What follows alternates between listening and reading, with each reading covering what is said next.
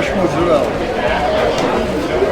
I made it this morning. Patsy Grimaldi has been making pizza in New York City for 3/4 of a century. I was 14 years old. I was taking the 3rd Avenue Well to Harlem Friday, Saturday, and Sunday. The year was 1945 when he began working for his uncle, Pasquale Patsy Lancieri, at his renowned East Harlem pizzeria, Patsy's. I was named after my uncle. Uncle Pat would show me everything he knew, and he taught me the whole how to make the dough, everything about it.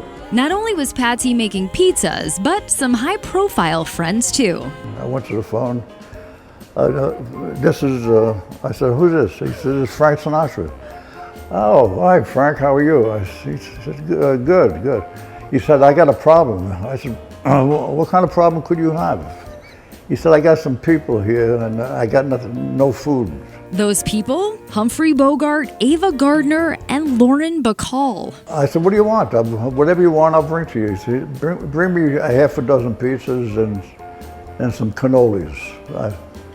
I said, "I'll be there in a half hour." I made the pizzas, the cannolis, and I went up to his suite. That was another highlight of my life.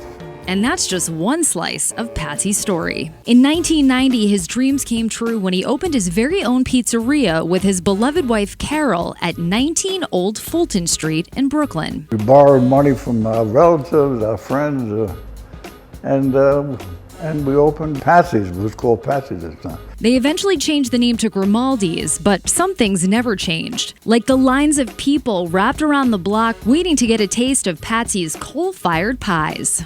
Anybody can make a pizza, but there's a right way and a wrong way. I do it the right way. And he always did it with Carol by his side. We worked great together. She would stand by the counter there to take all the orders, and I'd be making pizzas, and sometimes I would make somebody's pizza that I liked before somebody else, and she would get mad at me. "Why are you making that guy's pizza and this guy's waiting?"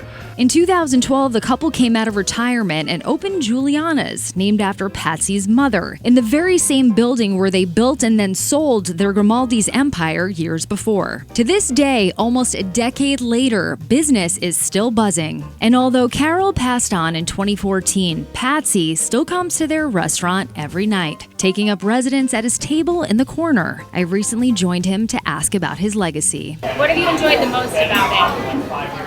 I brought back the pizza business, you know.